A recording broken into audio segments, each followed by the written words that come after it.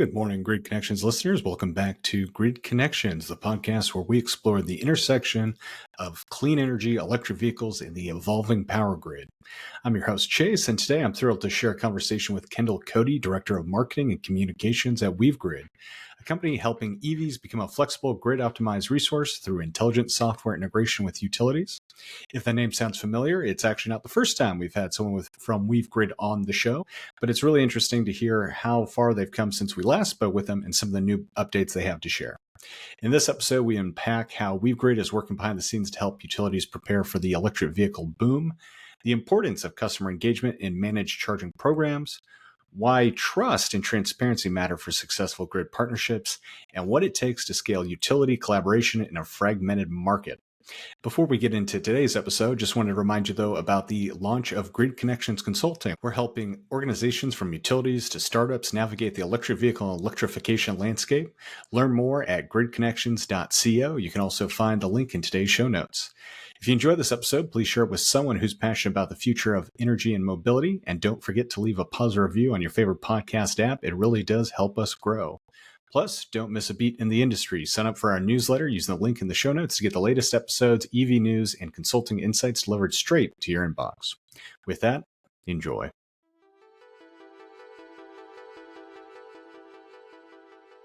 Kendall, thank you so much for coming on today. I know we got quite a few different topics we're going to cover, but really excited to be getting into this with you today and learning more about what WeaveGrid's working on.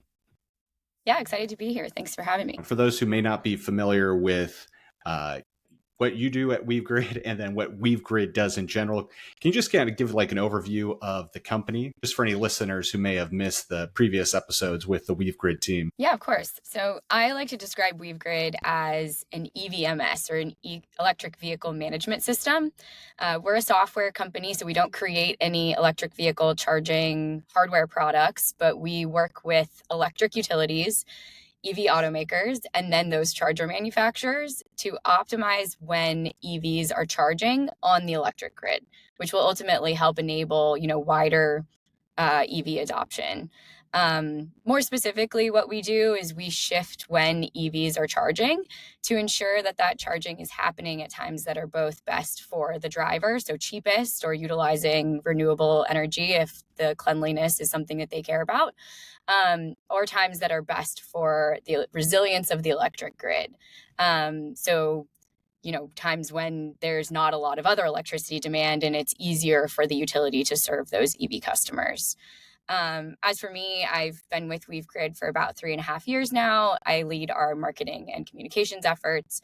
And what that means is everything from announcing new fundraising and partnerships and utility programs to, managing our event presence and booths at conferences and what our website looks like and our brand identity and all of those things. So how we really appear publicly as a company. Can you describe how WeaveGrid's driver program specifically benefits both EV owners and also the electrical grid? I think that's where there's a really interesting kind of crossover with your team's offerings. Yeah, absolutely. So we really strive to always put the EV driver first. Obviously, we're trying to optimize for the grid at the end of the day, but we want EV drivers to have the best possible experience with their at-home charging, because they're going through a transition themselves, right? They're switching from filling up every time that their gas tank nears empty to kind of charging more consistently at home, usually overnight. So the structure of each of our programs actually varies a little bit by utility, and that just is in terms of, whether there's an upfront incentive or what the goal of the actual program is. In some cases, it's very explicitly to use renewable energy for charging. For example, our Excel Energy Charging Perks program in Colorado is using EV charging to absorb excess renewables like wind or energy that would otherwise be curtailed. So that's awesome. That's 100%, charging on clean electricity at times that are cheaper for the driver. But kind of across the board, all of these programs offer some sort of sign-up incentive. And so it's free for the customer. They're even, essentially being paid to join these programs. And then they receive some sort of compensation for staying engaged in the program, either, after 6 months, after a year, or even ongoing monthly in some cases. On top of that, we're helping them charge at the times that are cheapest for them based on their electric rate. So if drivers are on a time of use rate where electricity is cheaper at certain times of day when demand is lower for the utility, then we'll ensure that they're always charging during those cheapest times. So it's really kind of aiming to be a set it and forget it style experience where you kind of just get used to coming home, plugging in when you get home, not worrying too much about it, and knowing that your car will charge at the cheapest time for you. I'm in this world, right? I'm thinking about this kind of stuff all the time, but I've literally written, my peak power hours on my fridge because I keep forgetting when it's cheapest to, run my dishwasher, run my laundry. But with my car, I know I can just plug it in and it'll charge at the time that's cheapest because WeaveGrid's taking care of it in the background. And I am enrolled in a WeaveGrid program, so it's fun to get to be a user of the product as well. And then on the grid side, it's kind of like I said, through that renewable program, or even like the time of use rates, the electric utilities have built the grid planning for homes to pop up where they are, to be built where they are, but not necessarily to like double the load of those homes by plugging a car in there as well.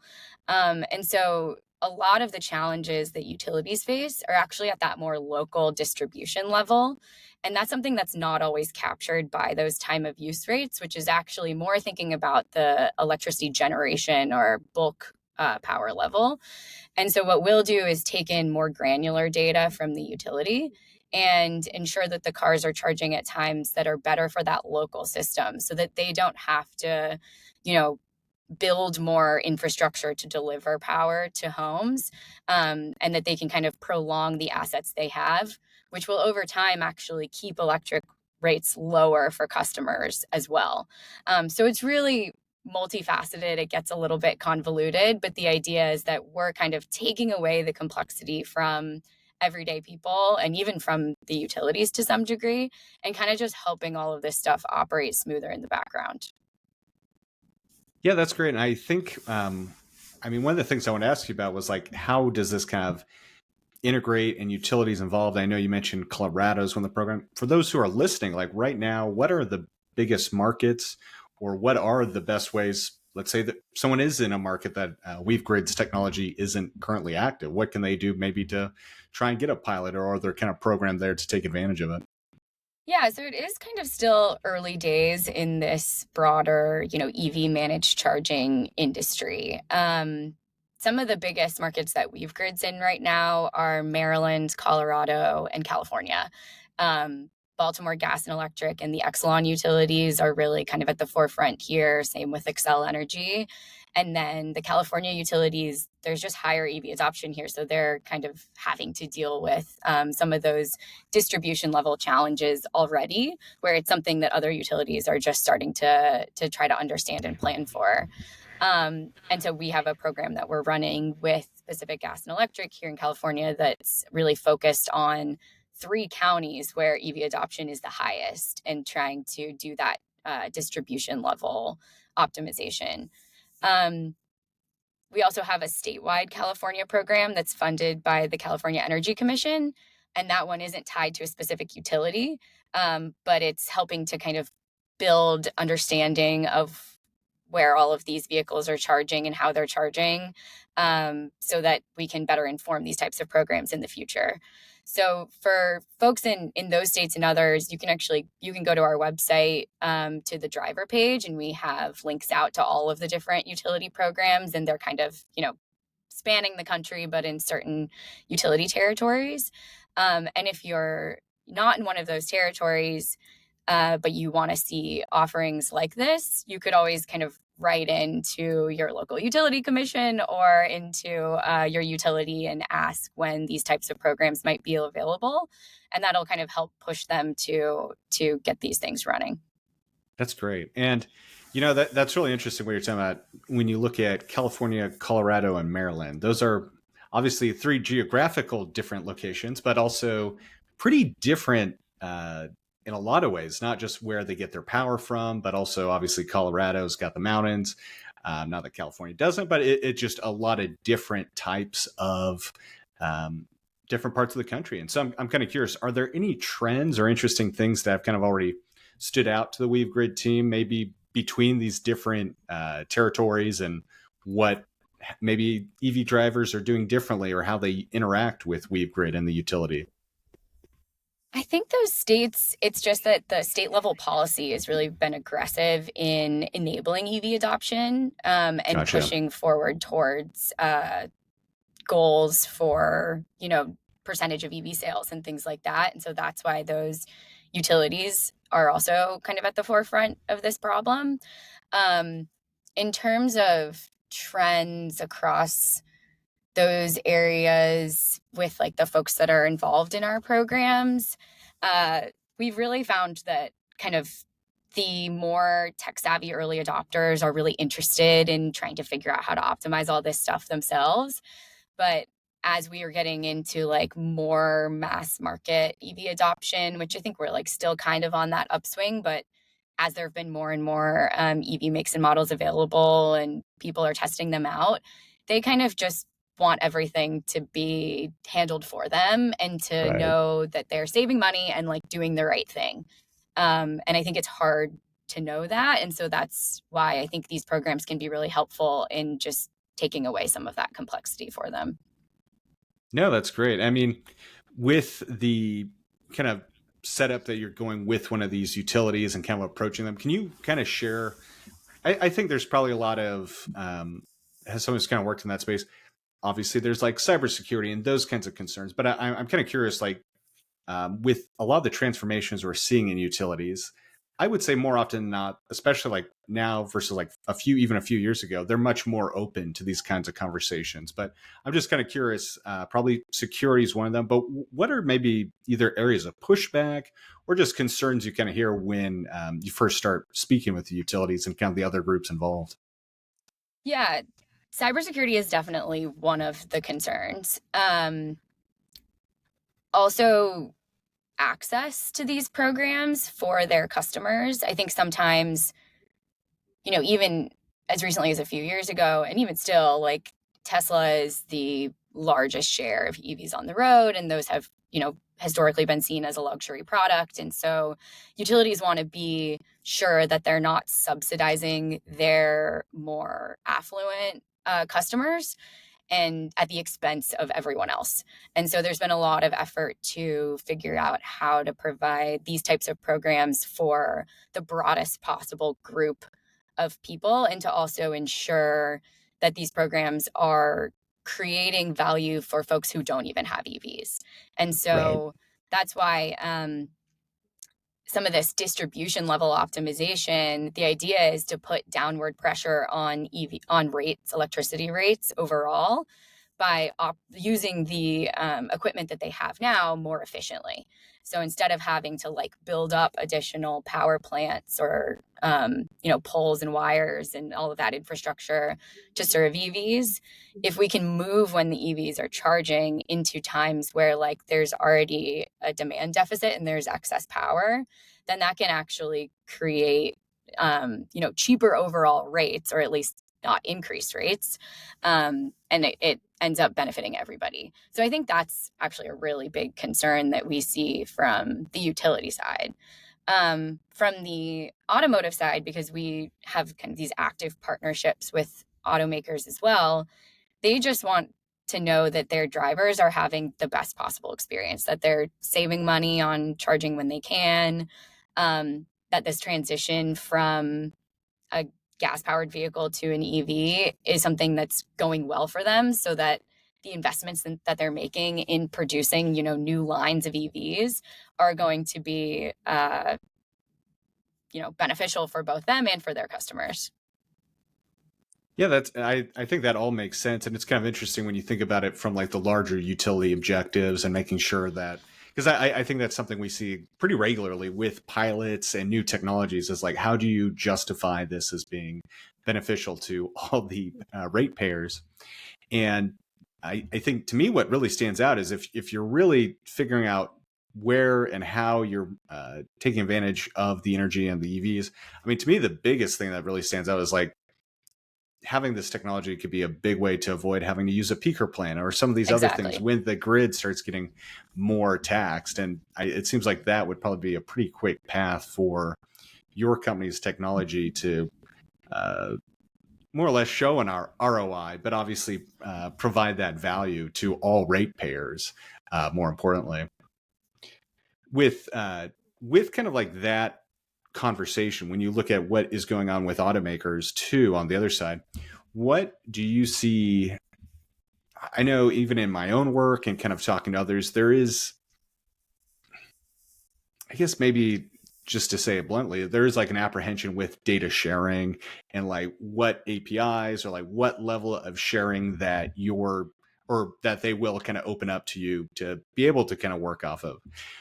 On your side, are there any like levels of, like, I guess if let's say I'm Automaker ABC company or something, Acme company, and I want to work with WeaveGrid, do you know like what are kind of like the basic things you would need from our vehicles to start really providing value to the data side and helping both you and the utility?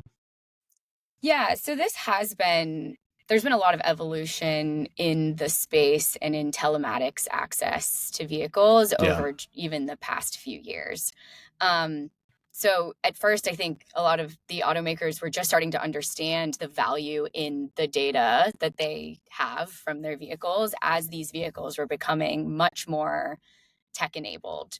Um, and now with most new cars, you kind of operate the majority of the car from an app on your phone as opposed to like, Right. your key and things within the vehicle.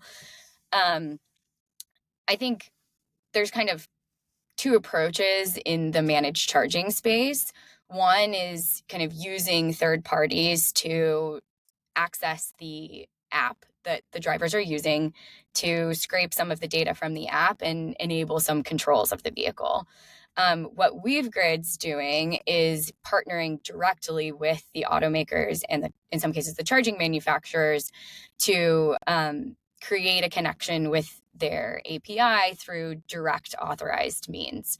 And so what we're seeing is this kind of shift amongst the automakers towards trying to make that a much more secure access point only to partners that they're actively working with. And so that has a lot of implications for the industry at large, kind of this section of the managed charging industry.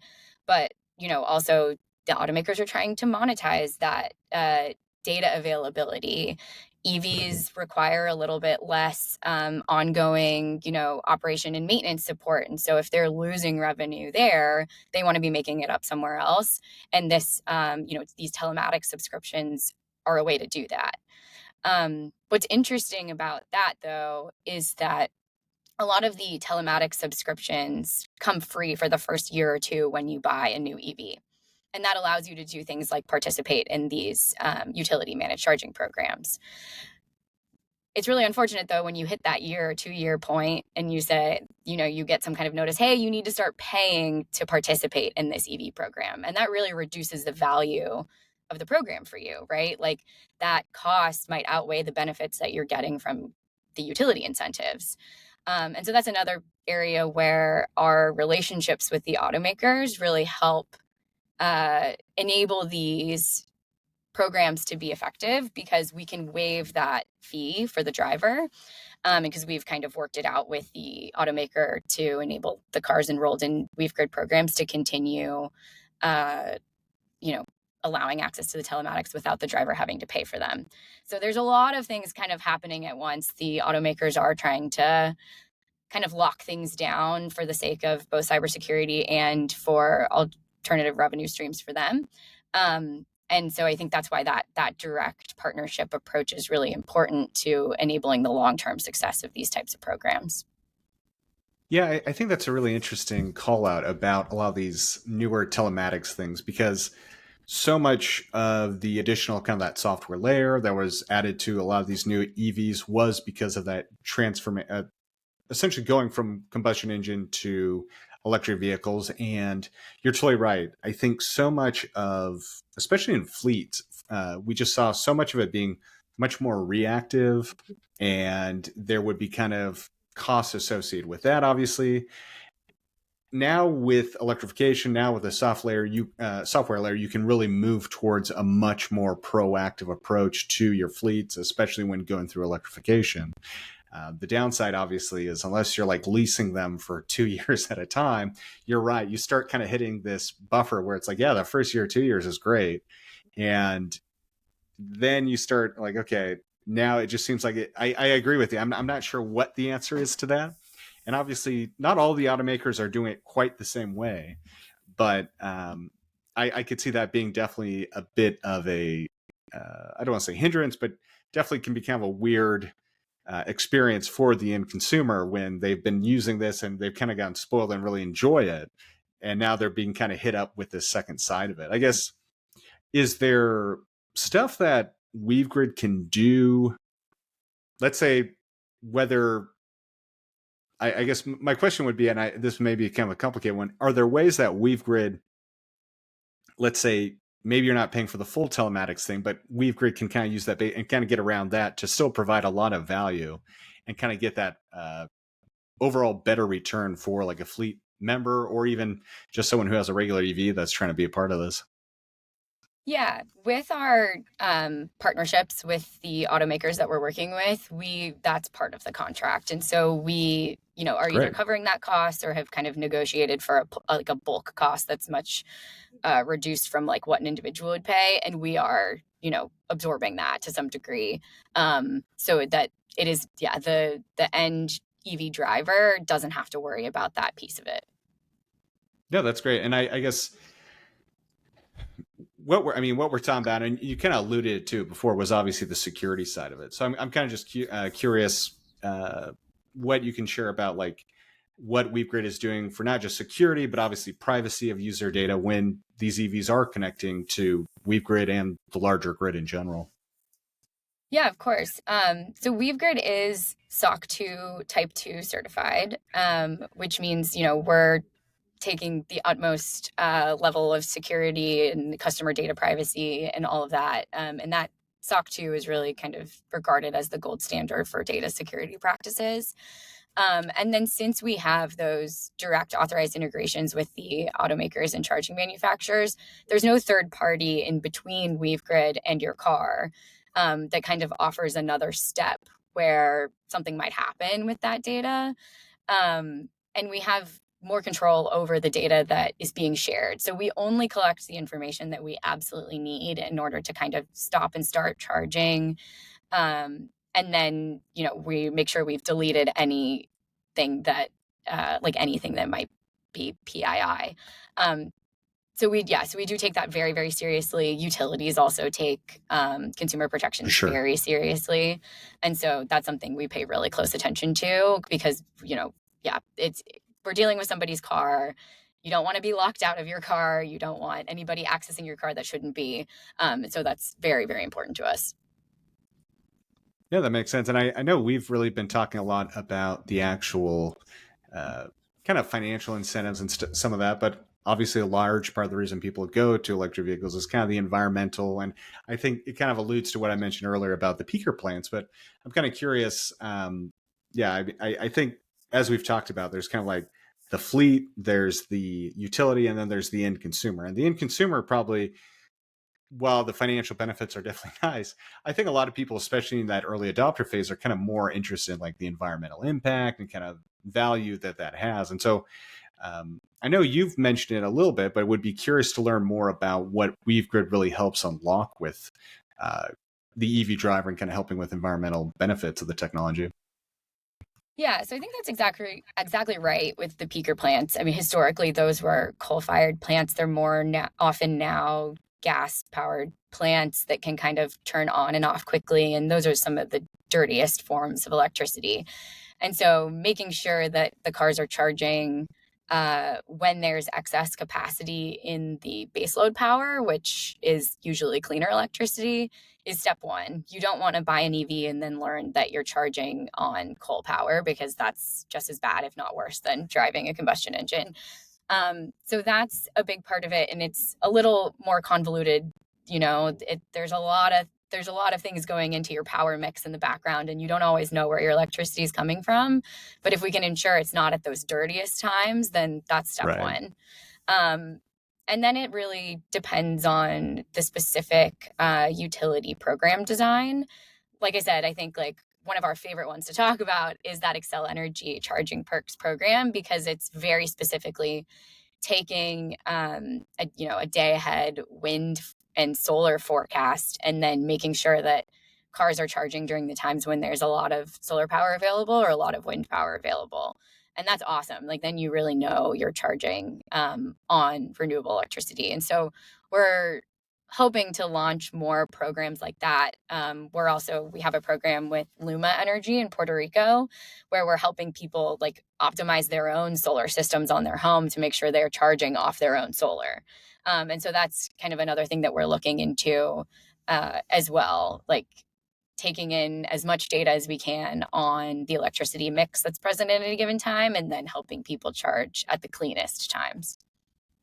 Yeah, that's really interesting. That example you just shared is that, I guess, to think through that, would that essentially be depending if the solar on someone's home might be whether it is God, I'm drawing a blank of the word, but essentially getting paid back to go on the grid, or is it essentially once you've you're producing more solar than the home needs, you're just putting it right in the battery? Or can you walk through a little bit more of like what that looks like for the user day to day? Yeah, totally. Honestly, I'm not deep in the specifics of that program. My understanding is that a lot of people, we get this question a lot with our California drivers too. They're like, I have I'm solar. sure. Wouldn't it make more sense for me to charge during the day versus in the middle of the night?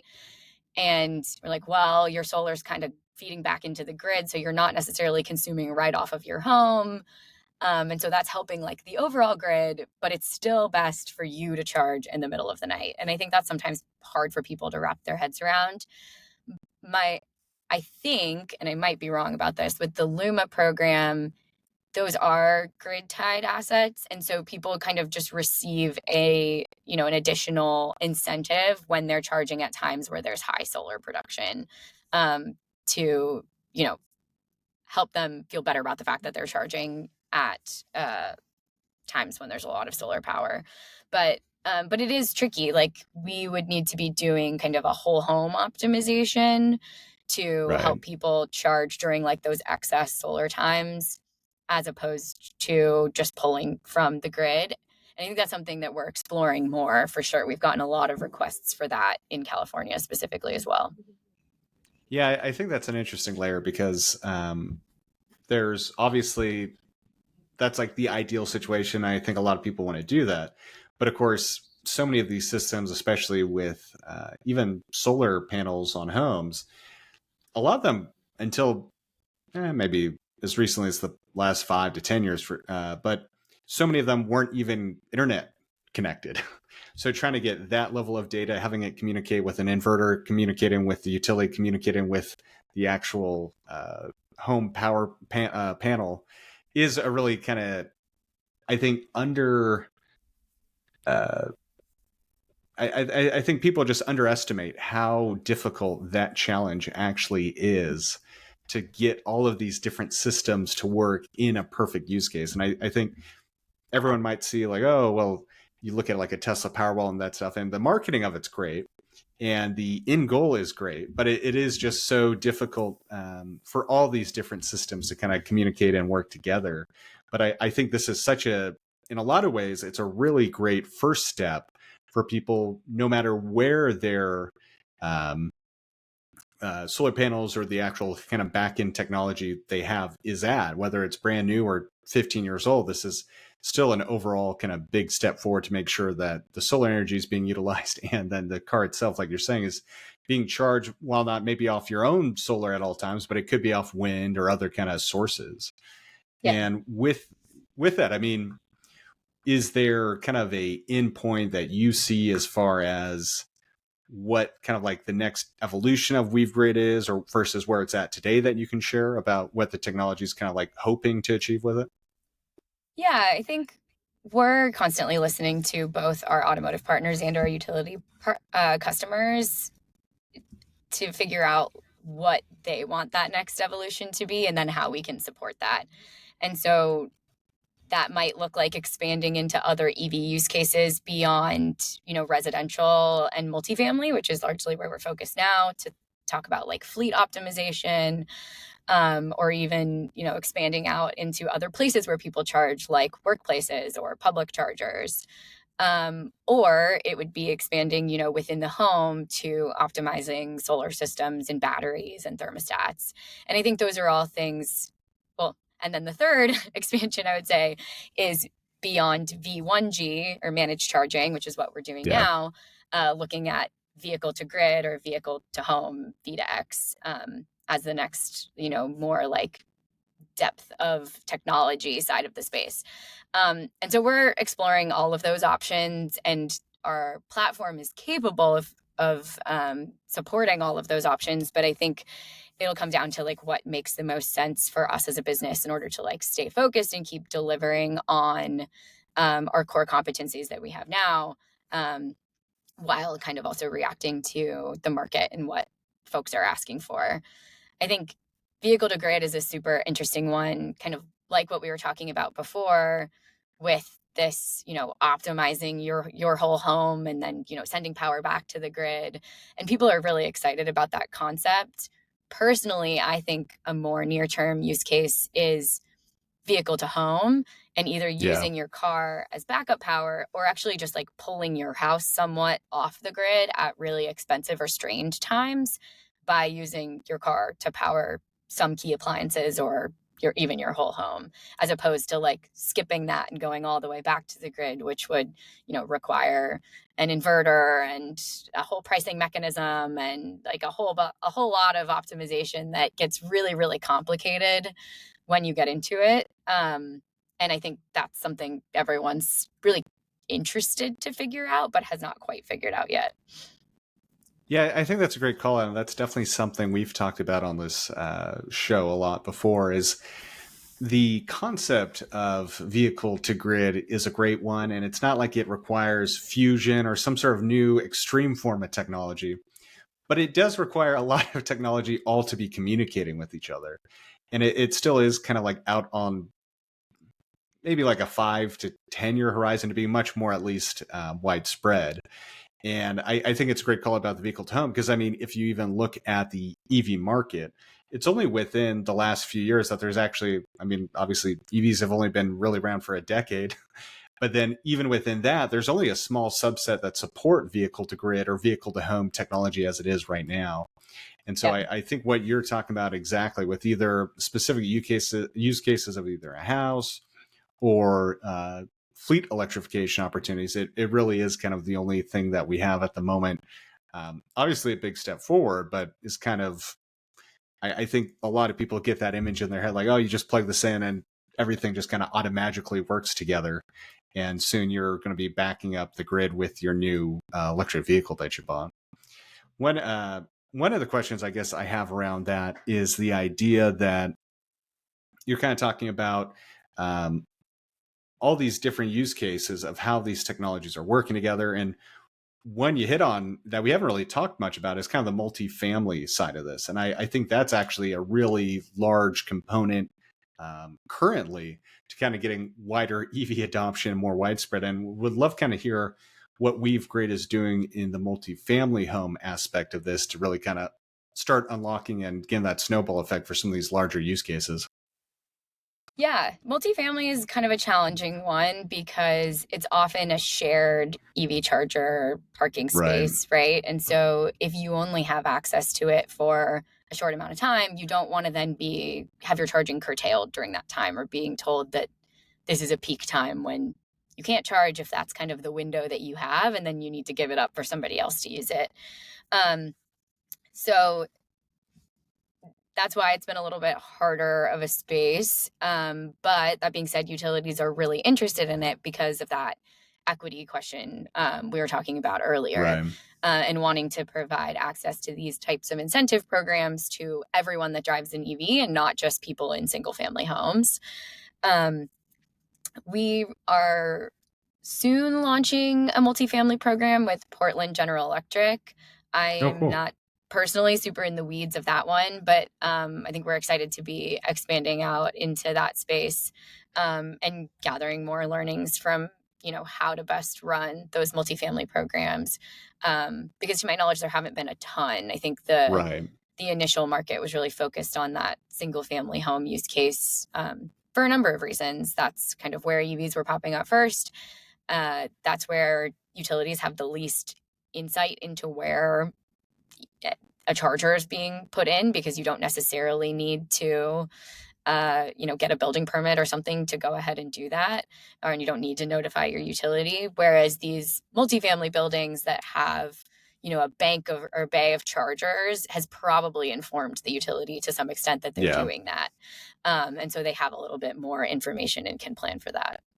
But I think that's a really interesting call out too, because I mean, from the utility side, for all they know, you're just using your maybe your home washing machine or something more. They're maybe seeing a slight little peak in your overall usage, but they can't really, or traditionally haven't really been able to attribute that to an electric vehicle. And in the scheme, one house, not a huge difference. When you start getting to a lot, but especially in the multifamily where you have so many in one area that are trying to do this, it seems like that there's a large amount of value in what can be unlocked with that. As far as kind of like pilots, I mean, I think that makes a lot of sense. That's really interesting. Are there any other kind of pilots that your team is working on or kind of doing right now that you're able to share with us? We're kind of in the phase right now of trying to transition a lot of our pilots to full scale programs. I would say Gotcha. the like technology that we're deploying in more pilot phase, but that has expanded to full program in a few cases, is our DISCO product, which is distribution integrated smart charging orchestration. And I had talked about this a little bit before, but really focusing on that distribution level of the electric grid.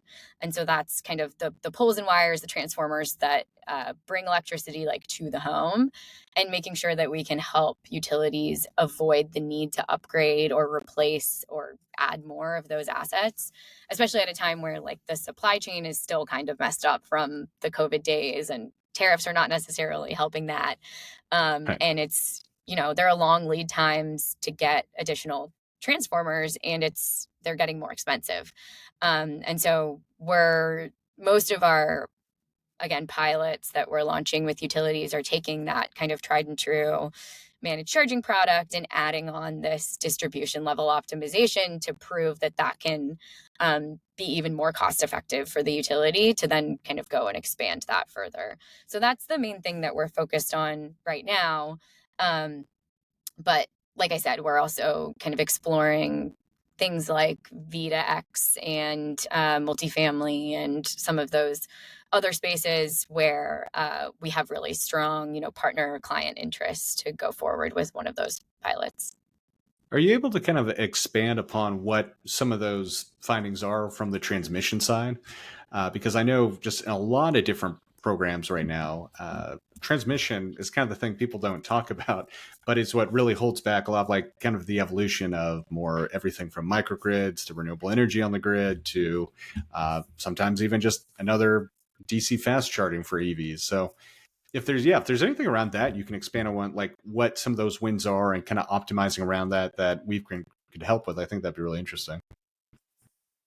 There's other folks on our team who are much deeper in that space. We're actually hopefully soon going to be publishing something about kind of the transformer issues specifically, and kind of some of the initial findings from our programs. I think there's also an additional study that's coming out relatively soon that we've been advising on, that's looking deeper into like what managed charging can do to help like prolong the life of some of these assets, and bring the cost to serve customers kind of at the end point of electricity distribution in a more efficient way.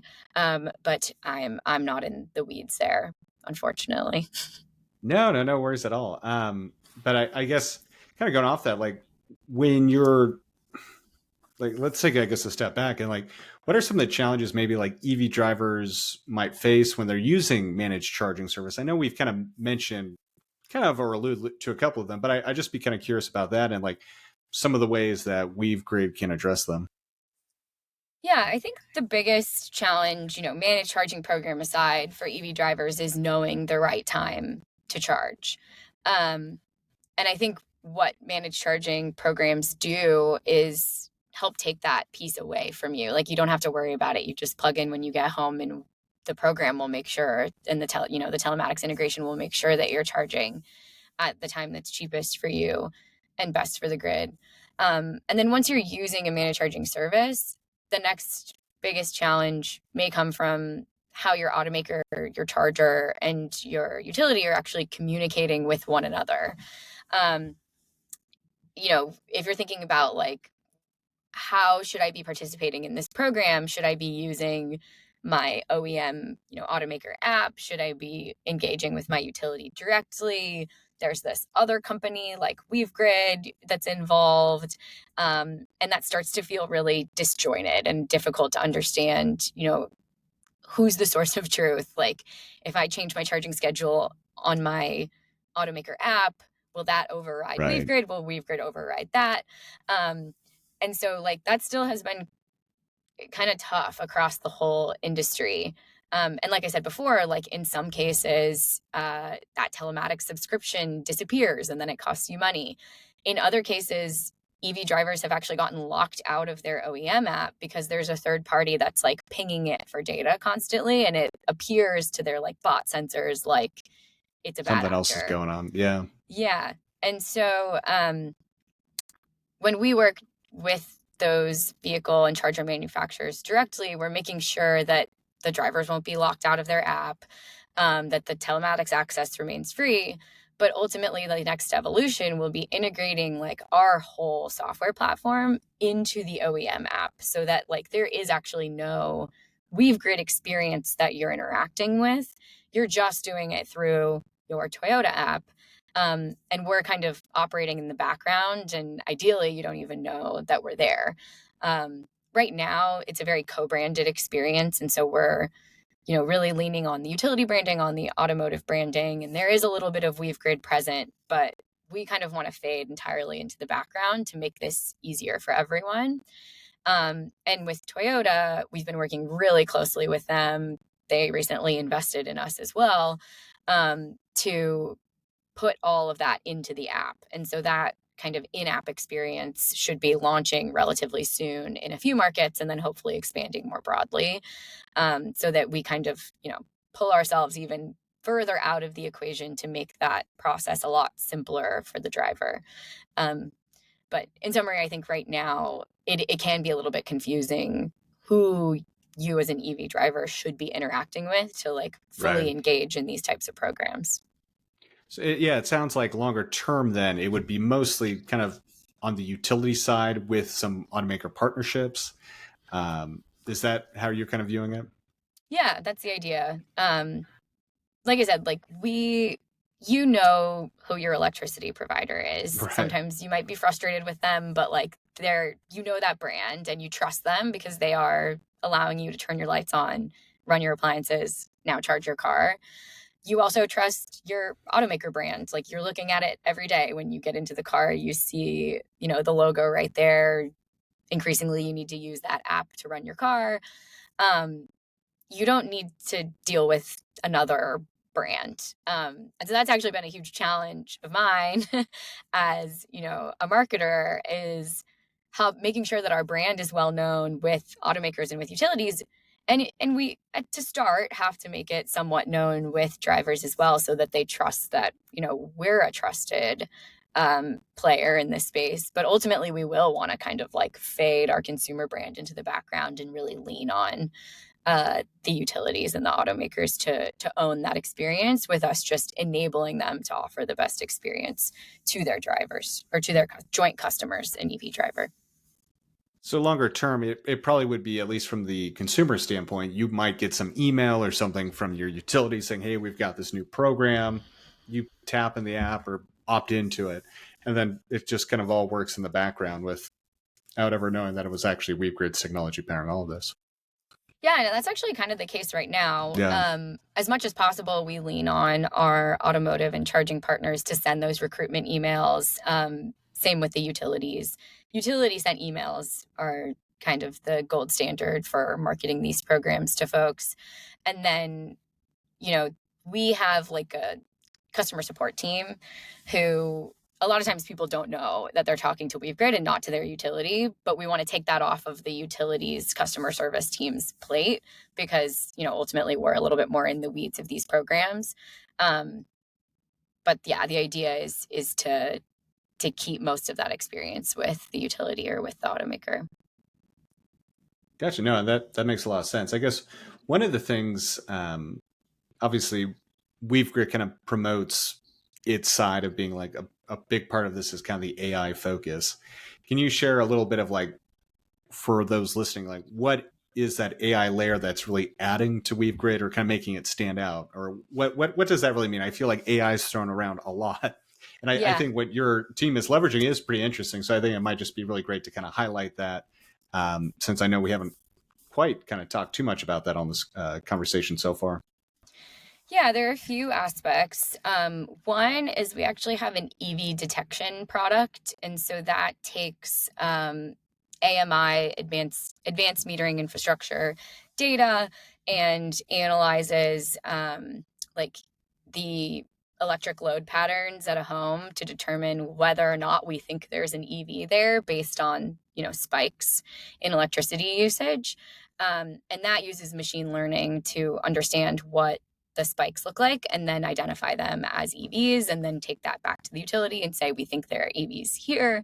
And then we will often use that list that we've generated to market to those customers to pull them into programs. There's also, an AI component to the distribution optimization work that we're doing, kind of taking it's almost like a game of Tetris, taking all of the cars and what we know about how much charge they need and then kind of fitting that into the like dip in demand as it exists by taking in all the other grid information about like what they expect demand to be even in that hyper local area. And so again, I'm not a technical person, but my understanding is that there is an AI component to that work, just making, coming up with like the most optimal solution for charging all of these vehicles in like a set amount of time. No, that's great. I think it's kind of self-explanatory, but I really kind of appreciate you covering that just because, like I said, I feel like AI is thrown so much in this space right now. But I feel like you're one of the companies that are actually kind of been the ones actually leveraging it to have a lot of these things unlocked by it. I know we've kind of covered quite a bit today. And so I'm just kind of curious, Kendall, for anyone that isn't either sure if their utility is using WeaveGrid currently, like what's the best way for them to either get a hold of you or get a hold of the WeaveGrid team to see if they can either sign up or get it at least on their utilities radar? Yeah. Our website, www.weavegrid.com/drivers, has, if you scroll down a little bit, there's a list of utility programs, and it's kind of like a wheel that you can click out to utility programs that are available that we're operating. And so if you see your utility there or you live in California and you can join the Charge Perks California program that's not utility specific. You can kind of click through and see if you're eligible for that program based on your zip code, like what type of utility rate that you're on, the vehicle that you have, the charger that you have. We're working on creating a space for folks who, if they go through that and find that they're not eligible, can like write in, we can keep that interest list. But right now, we also have like a contact form on our website where you can write in and ask if if a program will soon be available in your area. And then, yeah, I think, like I said before, you can always try to, it takes a little bit of research, but either like writing into your utility commission or like public service commission or even to your utility and asking about these types of programs will just help to kind of push this innovation along and show that there's customer demand for these sorts of things. Well, that's perfect. And thank you so much for coming on today, Kendall. This was really fascinating and great to hear kind of more of the stuff that WeaveGrid's been working on. And we'll definitely have to have you or someone or both, you and I, some of the other members of the WeaveGrid team back on soon. So thank you so much for coming on today. Yeah, thank you. It was great talking with you.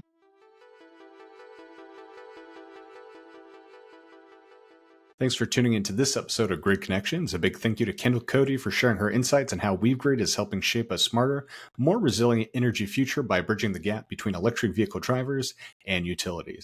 If this conversation sparked new ideas or helped you think differently about electrification, share it with a colleague or friend who's just as passionate about energy transition as we are.